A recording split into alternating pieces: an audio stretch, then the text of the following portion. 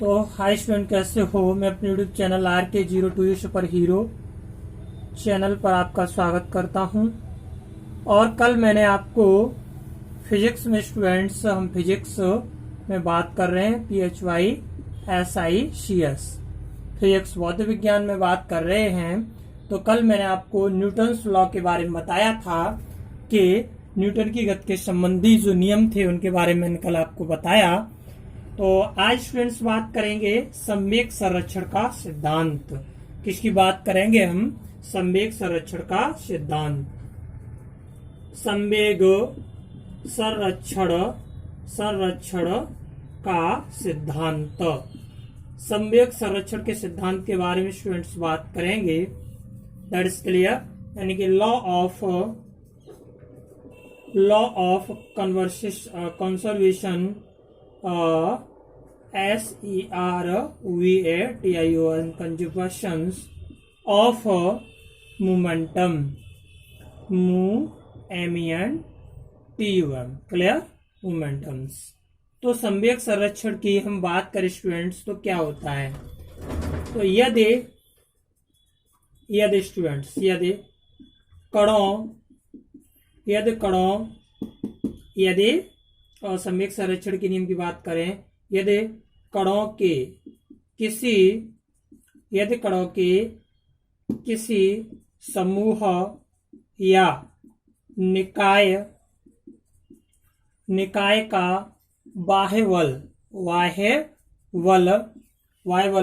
न लग रहा हो, निकाय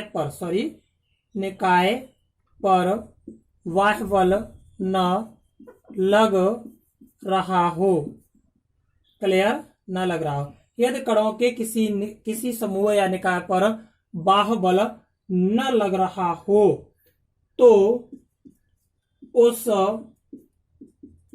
निकाय का बाह्य बल न लग रहा हो तो उस निकाय का कुल संवेग संरक्षित रहता है या नियत रहता है, क्लियर। इसे संवेग संरक्षण का नियम कहते हैं।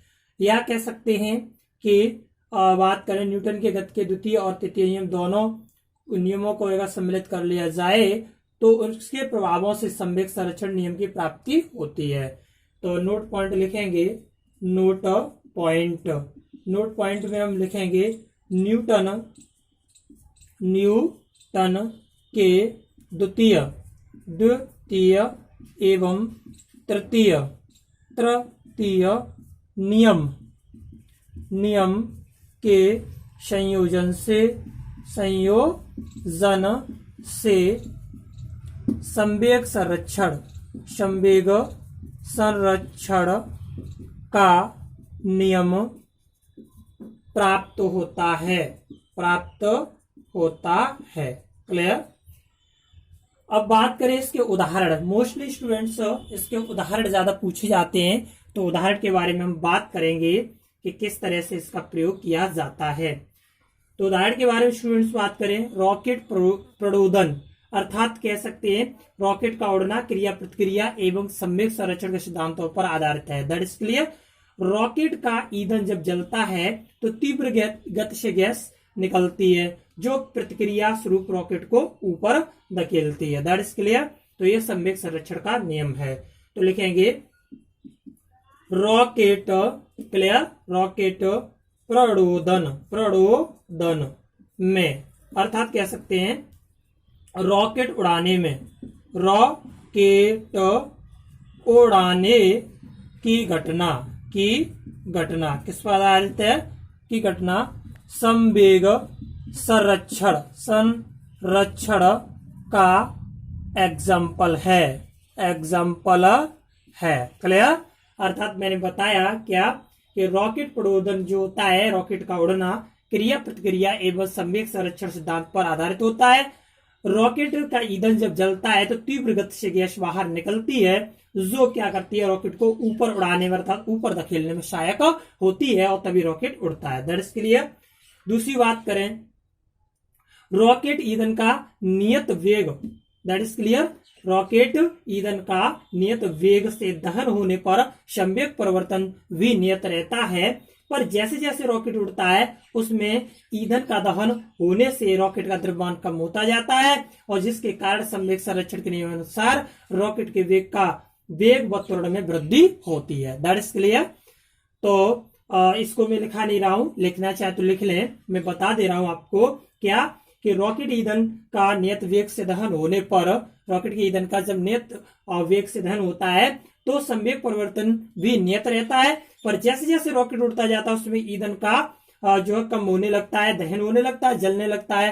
तो ईंधन का दहन होने से रॉकेट का जो द्रव्यमान है वो कम होता जाता है, और जिसका परिणाम स्वरूप क्या होता है, संवेग संरक्षण के नियमानुसार रॉकेट के वेग व त्वरण में वृद्धि हो जाती है। That is clear. एक अगला पॉइंट में बताऊं आपको क्या है, संवेग संरक्षण के कारण ही जब कोई व्यक्ति नाव से कूदता है तो नाव पीछे खिसकती है। तो ये लिख ले, संवेग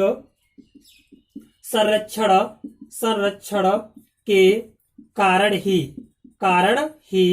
जब कोई व्यक्ति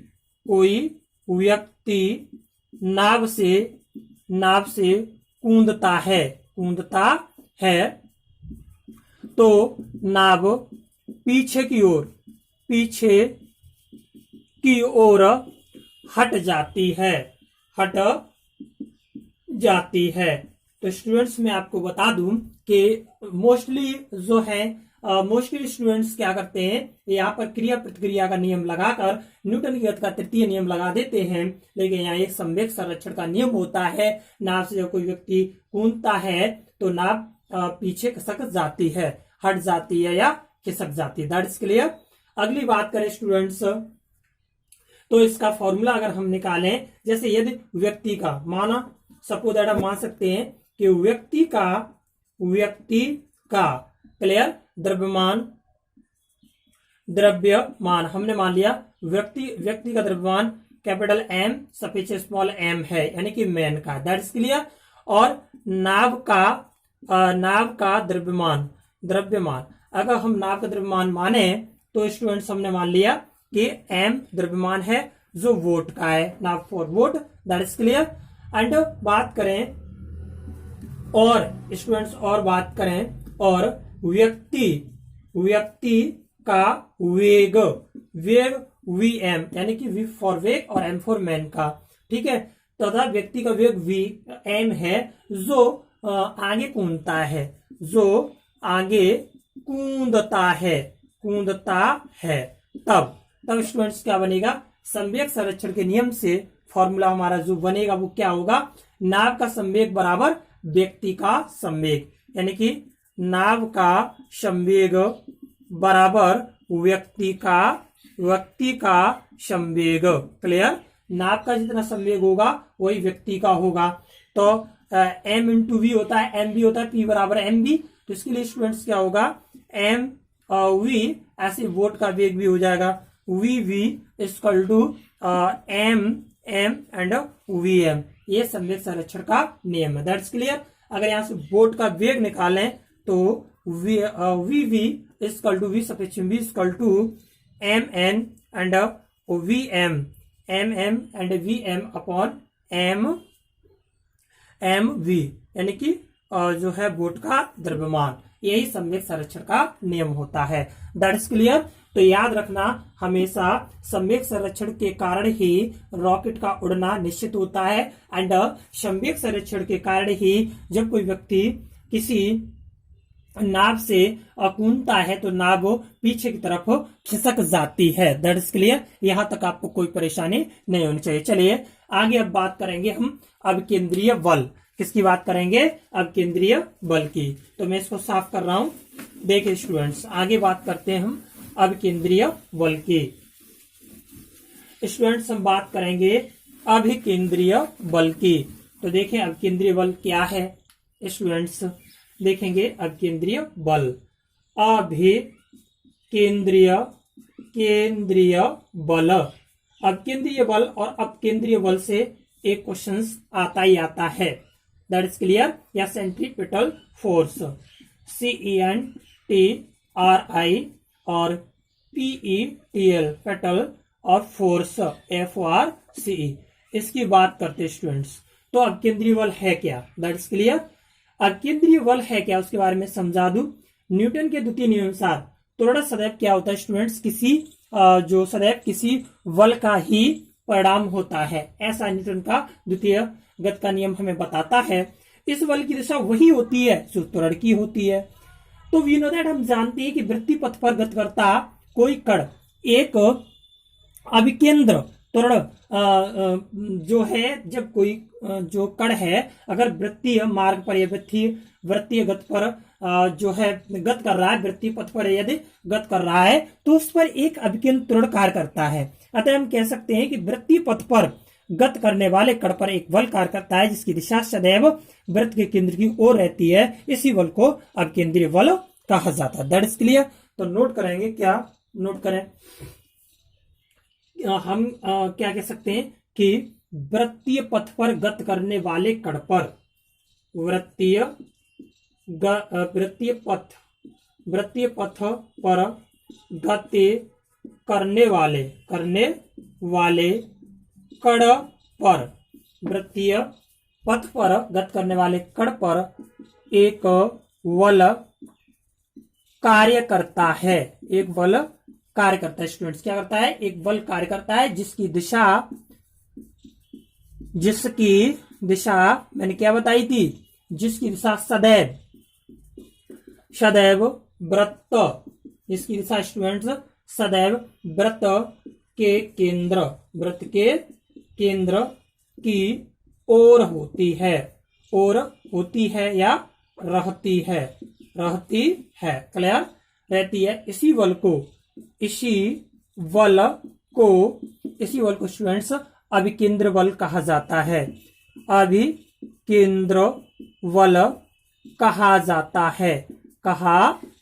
है, क्लियर। तो अभिकेंद्र बल क्या कहा जाता है कि वृत्तीय पथ पर गति करने वाले कण पर एक बल कार्य करता है जिसकी दिशा सदैव वृत्त के केंद्र की ओर रहती है। इसी बल को अभिकेंद्र बल कहा जाता है। That is clear. अब जैसे वृत्तीय जो पथ है उस पर गतिमान कण का अभिकेंद्र त्वरण जैसे अगर हम निकालें स्टूडेंट्स, तो त्वरण होता है अभिकेंद्र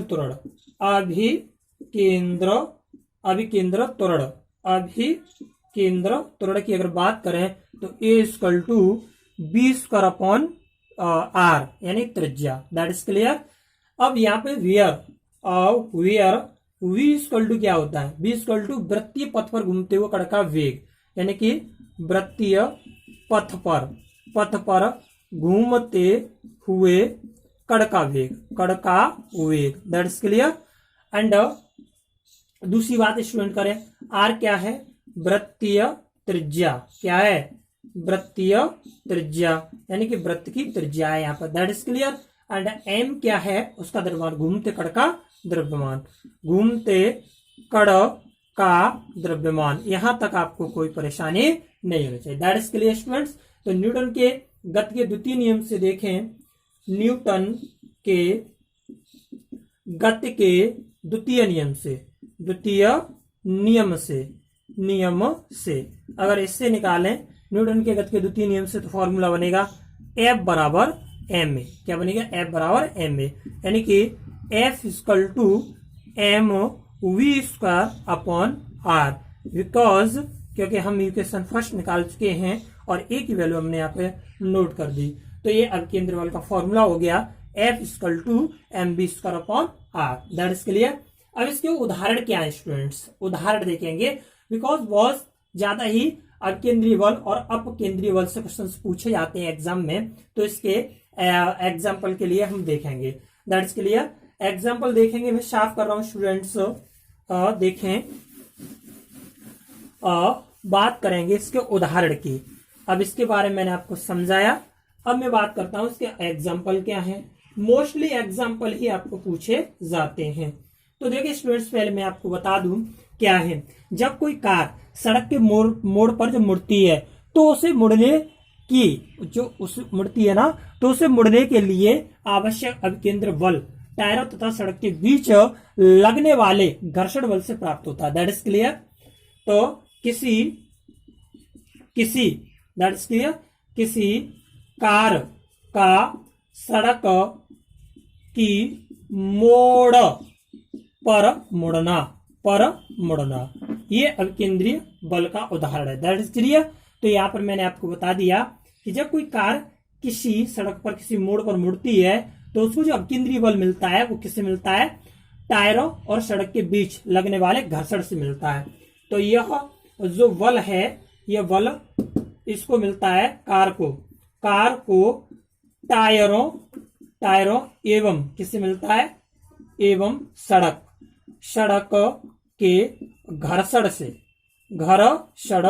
से प्राप्त होता है तभी कार यहाँ पर मुड़ पाती है। नंबर 2, दूसरी बात करें स्टूडेंट्स, ग्रहों को सूर्य के परिक्रमण के लिए एवं उपग्रहों को ग्रहों के परिक्रमण के लिए आवश्यक अभिकेंद्र बल गुरुत्वाकर्षण बल से प्राप्त होता है। That is clear. यानी कि ग्रहों जो ग्रह हैं वो सूर्य की परिक्रमा लगाते हैं। ग्रहों के सूर्य की परिक्रमा करने के लिए दैट इज क्लियर।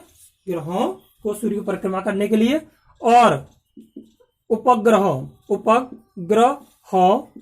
को ग्रहों की परिक्रमा के लिए गुरुत्वाकर्षण बल से, किससे? गुरुत्वाकर्षण बल से अभिकेंद्रीय बल प्राप्त होता है। अभिकेंद्रीय बल क्या होता है? प्राप्त होता है। That is clear. यहां तक कोई परेशानी नहीं होनी चाहिए, यहां तक आपको कोई परेशानी नहीं होनी।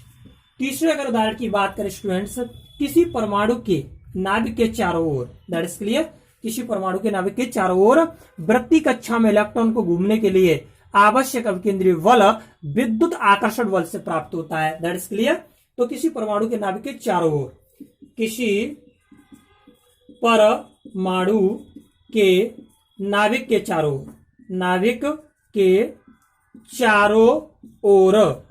ओर इलेक्ट्रॉन वृत्ताकार कक्षाओं में किसके कारण? विद्युत आकर्षण बल से, विद्युत आकर्षण बल से प्राप्त अभिकेंद्रीय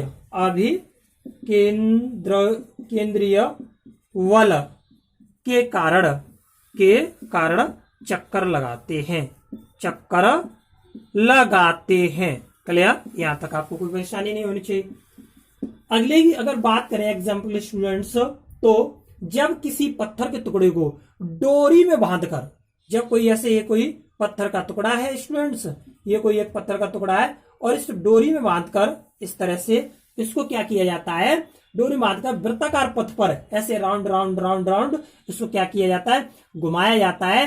तो डोरी को अंदर की ओर खींचे रहना पड़ता है। That is clear. डोरी को अंदर की ओर खींचे रहना पड़ता है, अर्थात डोरी क्या करती है स्टूडेंट?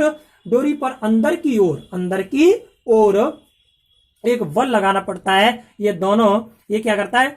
डोरी पर उत्पन्न तनाव होता है, अतः डोरी के तनाव द्वारा गेंद पर या उस टुकड़े पर, पत्थर के पर अभिकेंद्रीय बल लगाया जाता है। यदि डोरी छोड़ दी जाए तो क्या होता है? यदि डोरी को छोड़ दिया जाए तो डोरी का तनाव समाप्त हो जाता है और आवश्यक अभिकेंद्र बल न मिल पाने के कारण पत्थर का टुकड़ा एक सरल रेखा में गत करने लगता है और दूर चला जाता है। That is clear. आपने गांव में देखा होगा, मक्का जो भुट्टा आते हैं अपने, उसको जो है रखाते हैं गांव में, तो वो चिड़िया पक्षी वगैरह बैठ जाते हैं, तो गांव में एक मेहरा बना लेते हैं और उस पर चढ़कर एक गोफिन होती है, उसमें एक वो रख के, एक पत्थर का टुकड़ा रख के उसको ऐसे घुमाया जाता है राउंड और एकदम उसको एक हाथ से एक जो रस्सी को छोड़ दिया जाता है, तो अब केंद्रीय बल न मिल पाने के कारण वह पत्थर का टुकड़ा क्या होता है? बहुत दूर जाकर गिरता है। तो ये क्या है? उदाहरण है अभिकेंद्रीय बल का। That is clear. एक और एग्जाम्पल मैं आपको बताऊं स्टूडेंट्स, क्या देखेंगे? अगला एग्जाम्पल देखेंगे 5 नंबर। तो आकाश में उड़ता हुआ हवाई जहाज जब क्षैतिज दैट इज क्लियर। आकाश में कोई हवाई जहाज उड़ रहा है, वह क्षैतिज वृत्ताकार पथ में मुड़ता है तो कुछ तिरछा होकर आवश्यक अभिकेंद्र बल प्राप्त करता है, तभी वह उड़ पाता है। That is clear. तो आकाश में उड़ता हुआ हवाई जहाज जब क्षैतिज वृत्ताकार पथ में मुड़ता है तो कुछ तिरछा होकर आवश्यक अभिकेंद्र बल प्राप्त करता है और तभी वह उड़ पाता है आकाश में। तो ये सारी जो घटनाएं हैं स्टूडेंट्स वो किसकी हैं? अभिकेंद्रीय बल की हैं। यहां तक आपको कोई परेशानी नहीं होनी चाहिए। That is clear. तो मैं यहां चाहे तो नोट कर लें, आकाश में क्षैतिज मार्ग में हवाई जहाज की गति, हवाई जहाज की स्थिति क्लियर, या हवाई जहाज का उड़ना किसका उदाहरण है? आपका अभिकेंद्रीय बल का उदाहरण। That is clear. यहां तक आपको कोई परेशानी नहीं होनी चाहिए। चलो अब आगे बात करते हैं अपकेंद्रीय बल की। मैं इसको साफ कर रहा हूं स्टूडेंट्स। यहां से एक क्वेश्चन मोस्टली पूछा जाता है और स्टूडेंट्स आप इसको ध्यान से रीड करें और लर्न करें। देखेंगे आगे स्टूडेंट्स अपकेंद्रीय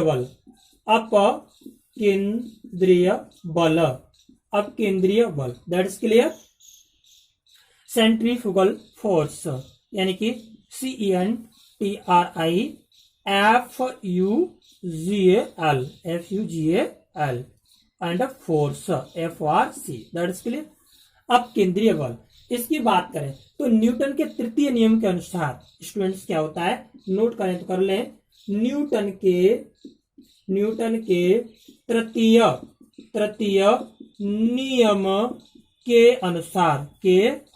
अनुसार न्यूटन के तृतीय नियम के अनुसार अगर स्टूडेंट्स हम बात करें किसकी? अपकेंद्रीय बल की, तो अपकेंद्रीय बल की प्रतिक्रिया स्वरूप एक बल इसकी विपरीत दिशा में अर्थात केंद्र से बाहर की ओर लगता है। इसी प्रतिक्रिया बल को अपकेंद्रीय बल कहते हैं और अपकेंद्रीय बल एक प्रकार का छद्म या जड़त्वीय बल होता है। तो न्यूटन के तृतीय नियम के अनुसार हम कह सकते हैं, क्या कह सकते हैं के अनुसार, यानी कि अपकेंद्रीय बल की प्रतिक्रिया स्वरूप अपकेंद्रीय बल की प्रतिक्रिया स्वरूप एक बल इसकी विपरीत दिशा अर्थात बाहर की ओर क्या करता है? कार्य करता है या लगता है बाहर की ओर लगता है। इसी प्रतिक्रिया बल को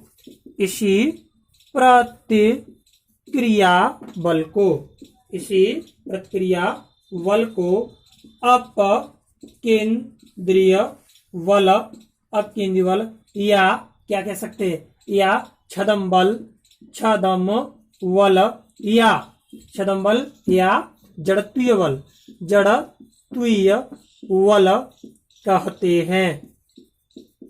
कहते हैं। That is clear. अब इसके उदाहरण क्या है स्टूडेंट्स? इसके एग्जांपल मोस्ट इंपोर्टेंट है। एग्जांपल की बात करें स्टूडेंट्स तो मैं आपको समझा दूं कि यदि कोई व्यक्ति किसी घूमती हुई वस्तु पर स्थित हो, कोई भी व्यक्ति है किसी घूमती हुई वस्तु पर स्थित हो जैसे चक्रीय झूला, तो वह बाहर की ओर एक बल यानी कि अपकेंद्रीय बल अनुभव करेगा और यदि वह झूले को हाथ से न पकड़े तो बाहर की ओर गिर भी सकता है। तो यह इसमें जो बल लगता है वो क्या होता है? अपकेंद्रीय बल का उदाहरण है। That is clear. यानी कि चक्रीय झूले में झूलते हुए व्यक्ति पर बाहर की ओर लगने वाला बल क्लियर किसका उदाहरण है? आपका अपकेंद्रीय बल का उदाहरण है। अगर वह उसको पकड़े नहीं झूले को तो वह बाहर गिर भी सकता है। क्लियर। दूसरी बात करें स्टूडेंट्स, एक तीक्ष्ण वृत्ताकार पथ पर तीव्र गति से जाता हुआ अगर कोई 4 पहिए वाला वाहन वांछित चाल के सापेक्ष तेज गति से चल रहा हो तो वह मोड़ पर बाहर की ओर पलट सकता है।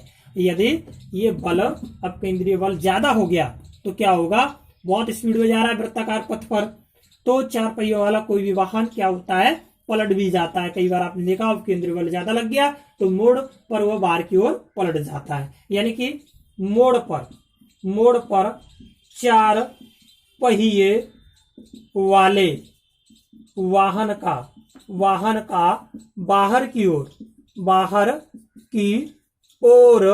पलट जाना। क्लियर? ये किसका उदाहरण है? स्टूडेंट्स? अब केंद्रीय बल का उदाहरण है। That is clear. अगली बात स्टूडेंट्स हम करें और क्या इसका उदाहरण, दूध से मक्खन निकालने की मशीन एवं वॉशिंग मशीन आदि केंद्रीय बल के सिद्धांत पर ही कार्य करते हैं। यानी कि दूध से मक्खन निकालना, that is clear. And washing machine से कपड़े धोना, ये किसके, अब केंद्रीय बल के उदाहरण है। That is clear. यानी कि भिन्न भिन्न द्रव्यमान के कणों को पृथक करने के यंत्र को अपकेंद्रित कहते हैं और वॉशिंग मशीन और दूध से मक्खन निकालने की मशीन वास्तव में इसी सिद्धांत पर कार्य करती है। That is clear. तो यहाँ तक आपको कोई परेशानी नहीं होनी चाहिए। तो आप अच्छी तरह से मन लगा के पढ़ें। आगे मैं आपको बताता हूं क्या, बलाघूर्ण। अब बलाघूर्ण के बारे में बात करेंगे। मैं साफ कर रहा हूं इसको स्टूडेंट्स, देखेंगे आगे। मोस्टली अब केंद्रीय बल इनसे और संवेग संरक्षण के नियम से क्वेश्चन को ज्यादातर पूछा जाता है एग्जाम में। रेलवे और अदर जो भी कॉम्पिटिशन्स के क्षेत्र हैं उन सभी में मोस्टली इसको पूछा जाता है। यह साइंस क्वेश्चन आता है फिजिक्स से। तो बात करते हैं स्टूडेंट्स किसकी, बल आघूर्ण की बात करेंगे। क्लियर? बल आघूर्ण बोले तो टॉर्क्यू, TOR क्या होती है मीनिंग, QUE। क्लियर? TORQE, बल आघूर्ण। That is clear. तो बल आघूर्ण होता क्या है, जब किसी पिंड को कोई बाहरी बल किसी अक्ष के प्रत्यय घुमाने का प्रयास करता है, जब किसी पिंड को कोई बाहरी बल किसी अक्ष के प्रत्यय घुमाने का प्रयास करता है तो इस बल की इस प्रकृति को बल आघूर्ण कहते हैं। लिख लें या कह सकते हैं, नोट कर लें, ये तो सादा डेफिनेशन है, करना चाहे कर लें। जब किसी पिंड को कोई बाहरी बल जब किसी पिंड को कोई बाहरी बल किसी अक्ष के प्रत्यय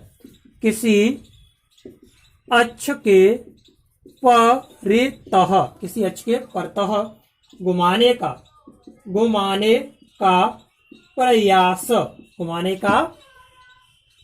का क्या करता है, प्रयास करता है तो बल की इस प्रकृति को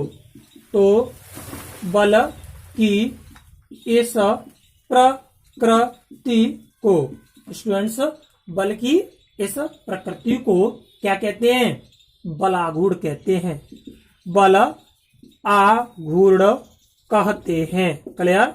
बलाघूर्ण कहते हैं। या दूसरे शब्द हम कह सकते हैं किसी अक्ष के प्रत्यय एक बल का बल आघूर्ण उस बल के परिणाम एवं अक्ष से बल की क्रिया रेखा की लंबवत दूरी के गुणनफल के बराबर होता है। अर्थात हम लिख सकते हैं बल आघूर्ण बराबर F × L। क्लियर? जैसे एग्जांपल देखेंगे, जैसे ये कोई अक्ष के प्रत्यय को घुमाने का प्रयास कर रहा है कोई बल, दैट इज क्लियर, और इसकी एक ये लंबाई है, यहां से यहां तक की जो दूरी वो क्या है, स्मॉल l है, ऐसे करके, that is clear, sorry capital है, और इस पर एक जो फोर्स प्रोवाइड किया जा रहा है वो capital F, that is clear. तो ये हमारा बल हो गया और ये हमारी जो है लंबाई हो गई, ये बल आघूर्ण हो गया। क्या हो गया, बल आघूर्ण, ये कार्य कर रहा है, दैट इज क्लियर। अक्ष के प्रत्यय घुमाने का क्या कर रहा है, प्रयास कर रहा है। तो इस तरह से बल आघूर्ण। अब बल आघूर्ण की विमा क्या होती है, इसका जो है विमा अगर निकालें एंड इसका मात्रक न्यूटन × मीटर होता है। ठीक है, बात करें स्टूडेंट्स तो बल आघूर्ण इसको टाउ से प्रदर्शित करते हैं, किससे, टाउ से।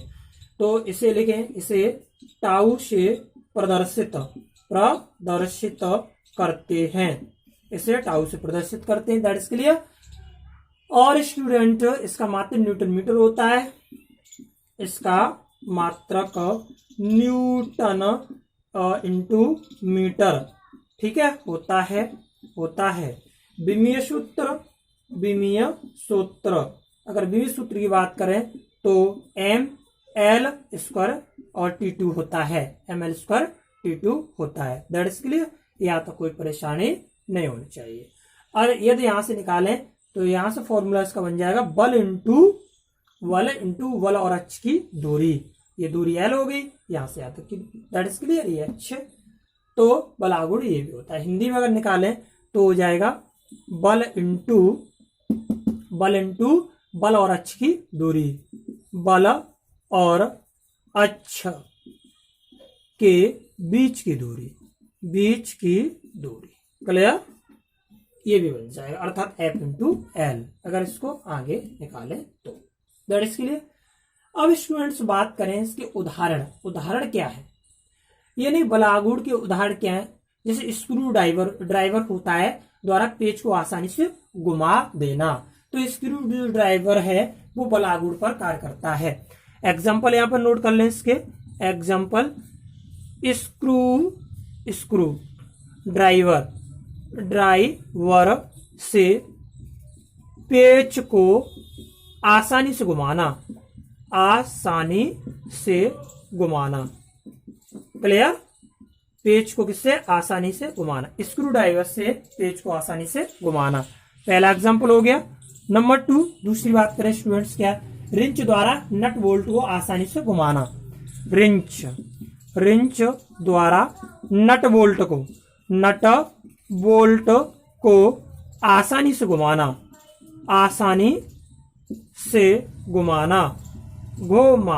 क्लियर। एंड स्टूडेंट्स एक और बात करें, एक और क्या होता है इसका, हेड पंप के हत्थे को लंबा रखना, इससे हेड पंप चलाने में आसानी होती है। यानी कि हैंड पंप के हत्थे को लंबा रखना, जिससे इसे चलाने में आसानी होती है, क्लियर। यहां तक आपको कोई परेशानी नहीं होनी चाहिए।